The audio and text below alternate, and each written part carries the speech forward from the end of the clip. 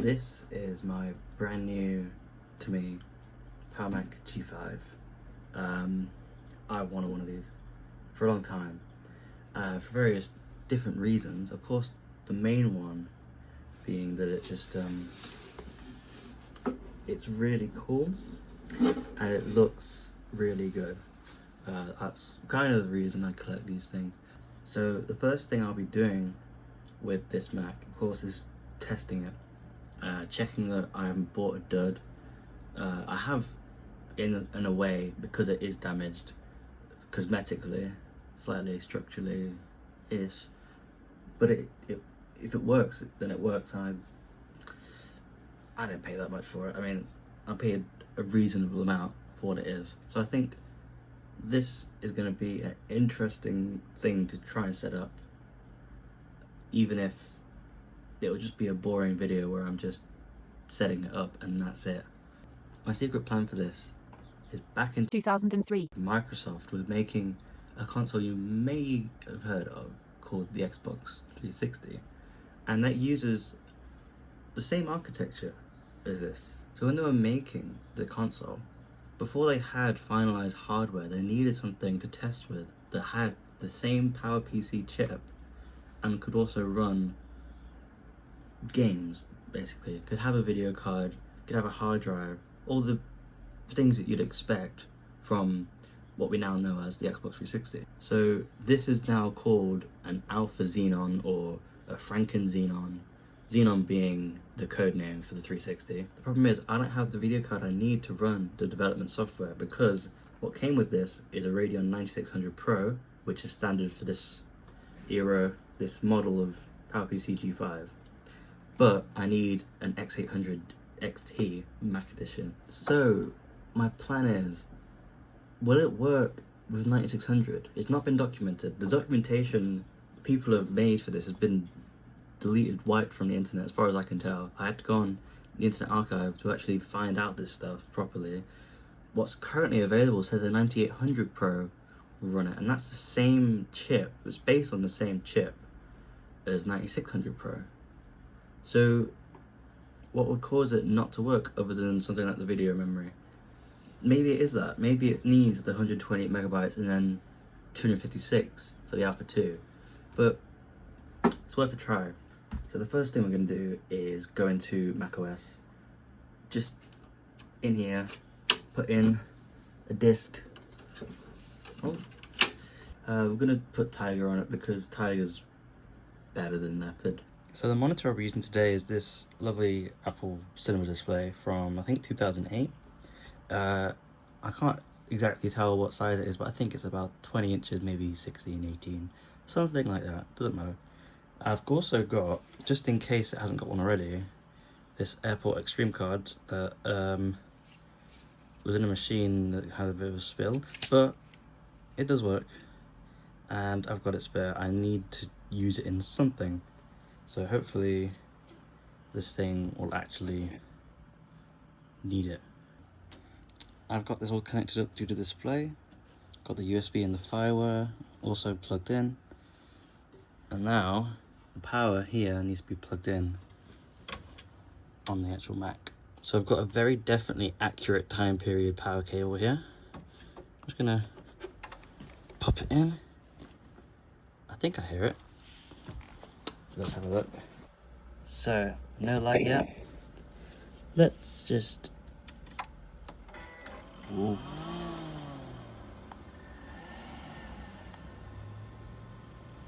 Let's have a look at the screen. Screen is getting input, and it should come up with a blinking folder. Here we go. So it's working as expected. Now I need to get some software on here. So now we know the machine works, I've got this official Apple installer of Tiger, and as I just showed by accident, it folds out. I only show all the features. I don't even remember what features there were in Tiger other than Spotlight, because I was, I don't know, like 4. This thing is starting to spin up. The fans, very slowly, the fans are starting to spin. This is good foreshadowing. I can literally feel the air being sucked in. This thing is monstrously fucking loud. It sounds like a server. It sounds like a full-blown... I feel like I'm in a server room right now. So, to install Tiger, we're going to need a keyboard, and we're going to need a mouse, and I think these are the period-accurate peripherals, so good on me, I guess. I got the right things. This time I'm going to try and use the power button on the side of this monitor and see if that works. They invented this in like 1998. Why couldn't they just do it over USB like they've done with the keyboards for 5, 6, 7 years by this point? Whatever.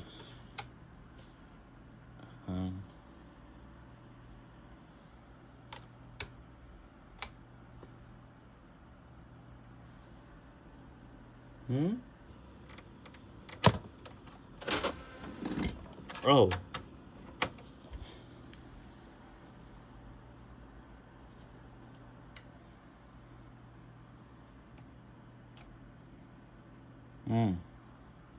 Whatever, I guess.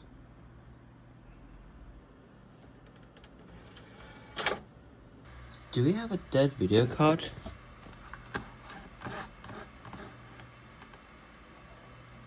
Do you have a dead video card? This isn't good. I can't believe this video has already become a repair video, but the caps look fine. I mean, I don't have a problem with those. One thing I don't like about this Mac right now is this screw. You see this screw? That is squarely in the way. This is going to be interesting to unscrew and screw back in, but I'm really hoping that it just needs reseating, because otherwise this shit is fucked entirely. So I'm just going to try to reseat it and see what happens. There's nothing like obvious at all. These pins look fine, these pins look fine as well, and these little things might be bad. Our suspect card stays in for now. Man, this thing does not like me. So this is gonna have to wait a little bit longer. Alright. Here we go. Here's the card. We've got some RAM. For really that. Got 2 CPUs. And a load of spare stuff. So let's get this out.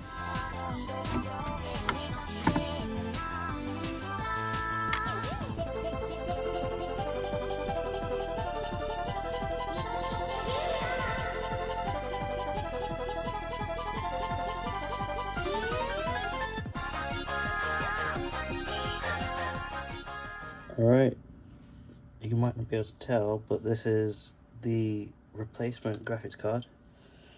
It has ADC on the back instead of double DVI. So let's see if this makes any difference now. Alright, so we've got our monitor and our mess. Let's have a look. See if this will... I've not... Oh shit, I left the cover off. Hold on. Sorry. Alright, that's why I didn't see that red light before. What's going on then? Well, the card works. It does that. Alright. We've got colour. There we go. So, VRAM is dead. Something about it is dead at least. So this card is useless to me now. I guess we've got a 2003 card in our 2004 Power Mac for now. Oh, the fan's just kicked on. So we'll have to just live with that, I guess. Hello, you joined me from my floor. For some reason, I can't say why, this Mac has been kernel panicking when I try to boot the installer. I have no idea why, and it's only started since I put this video card in, but I have a feeling that it's RAM, so I'm going to put these new sticks in. I've already put 4 in, and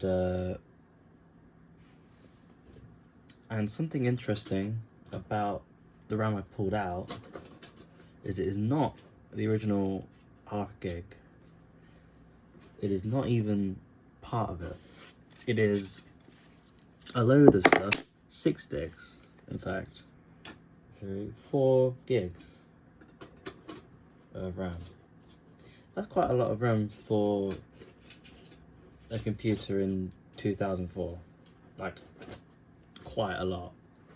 So this thing is not happy with me. I found out you're supposed to put RAM in like this, in pairs, and starting from the inside. So before it was giving me 2 flashes of the power light, which means no RAM.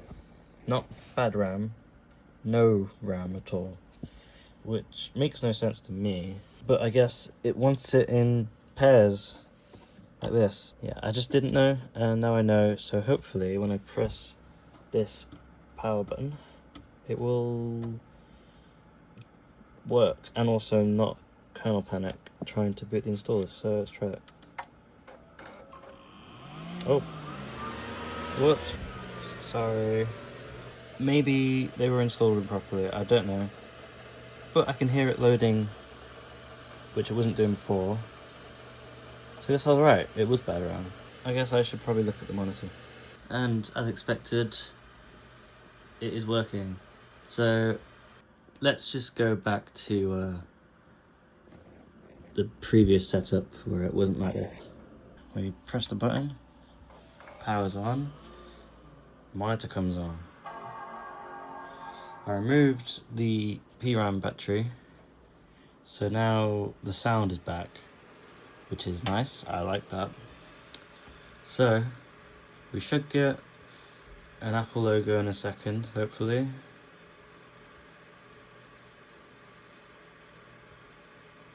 Oh, all that.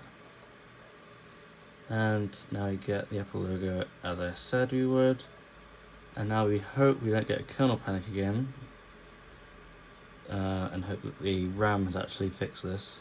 Yep, we've got blue screen that we want. Yep, good. So let's just proceed like normal.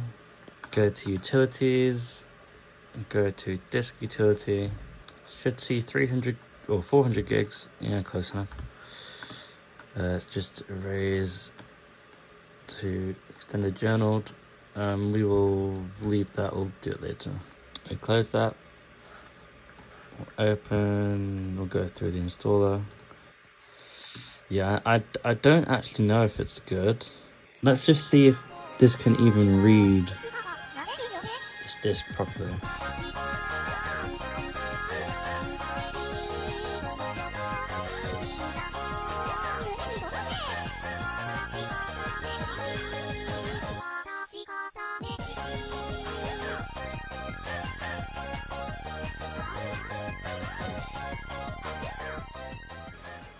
Cool. I'm really glad actually, because I didn't know, and that's my only copy of Tiger. I don't want to buy it again, so I'm just gonna let this install and I'll come back when it's done.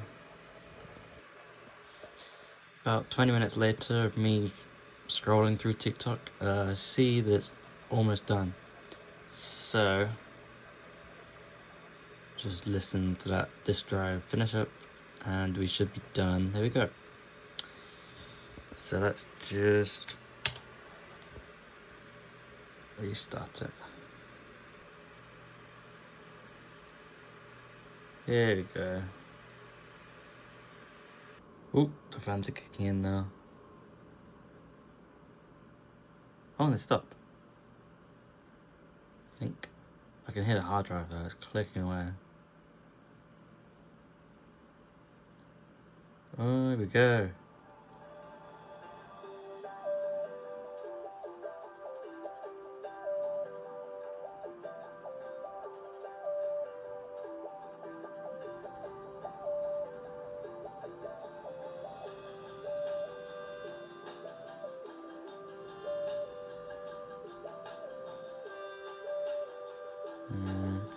Not as fun as some of the other ones. But yeah, I'm very glad that that speaker's good.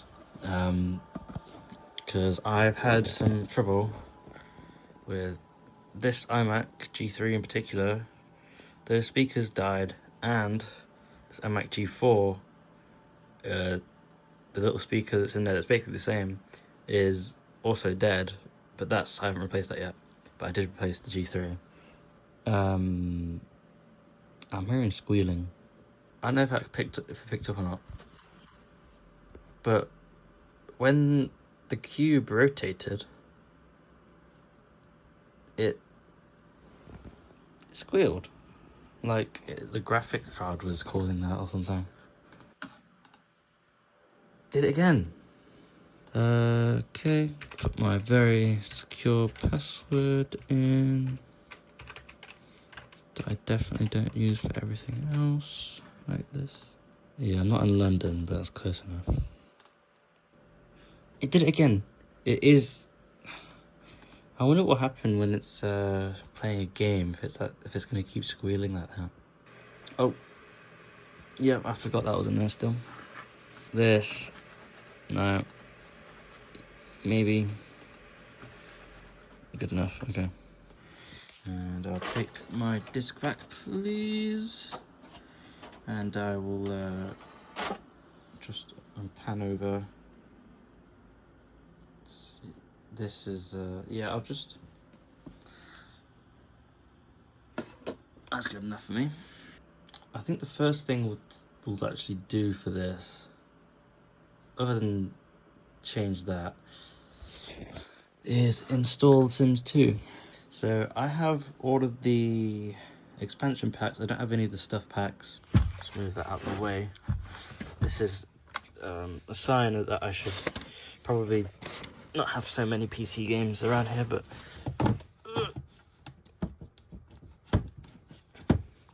here we go. And there we go. Sims 2. So, fun fact about The Sims 2 on the Mac is they don't release all of the expansions. The contract for Aspyr actually ended before they could finish releasing all of the expansions and stuff packs.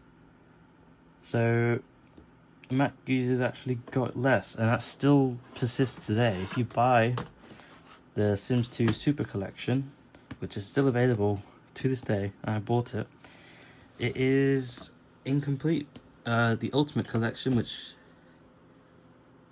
actually it's a Legacy Collection, which came out sometime this month, has more stuff because it's PC only, and the Mac stuff they've never ported it. So if you're gonna play Sims 2 on the Mac, you can download, everything, and you still won't have the full experience. So let's start installing these, and I'll record the first one, but you do not want to see me install all of this. This takes like an hour. So one nice thing about Sims on a Mac is it may look like you need a serial code right here, but the only thing this wants is the disk to be in the drive while you're playing the game, which is very different to the PC version, which needs a serial number. So Hey, I just put the drive back and I was putting the disc in. That's quite rude. Alright, let's try this again. Alright, so it's pretty simple. Literally just open it and drag. That is how you install The Sims 2. Let's have a look. See your graphics card. So it should be in video, I think. No, it's a 9600 XT. So I wonder if the Pro is better or worse. It's better. It's got double the VRAM. So we still have a chance of our mega secret project thing. I do have a crack no CD patch, but I don't think I remembered to copy it over. But it's fine because I'm using original media, so I mean, it doesn't affect me. So let's wait for that to pop up.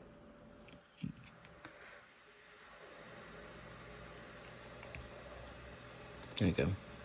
Oh god! Yeah, all the fans are starting to spin up a lot more. Let's wait for it to load and then we'll see how performance is. So, first impressions, it looks decent, I think. Now, it has, by default, started in 800 by 600, which is, I don't like that. It doesn't bode well, but it is quite smooth. Oh my god, wait. Oh, okay. Well, is it playable? Maybe. Well, I want to play it like this? No, I would not want to play it like this at all. But it's clearly trying and doing not that bad. Let's just have a look here. Okay. So it could get better. Oh, that is actually quite a bit better. It's not perfect. And when I go back here and more stuff is being rendered, it is definitely worse. But if I come over here, yeah, that is better. Just less stuff on the screen. It is actually playable. And you can see that it moves, you know, about 20 FPS, and then I go back over here and it just kind of it's not the same really. So if I just change the resolution, how does it respond to that? It's a bit worse, but it's still, I mean, you can still play it like this. It's not like The Sims 2 is a fast-paced game. I mean, the Mac version came out after this computer. I mean, this Mac is 2004, Mac version was 2005, and I mean, a year of Mac in the mid-2000s especially, it was a very different time, you know. It was right in the middle of the transition to Intel, and you can see all of these are universal. So, well, most of these are universal. I mean, you can see where it happened. But this graphics card that we have today, it's not suited for this. It's not suited yet. We need something a bit more powerful. So I'm going to end it here.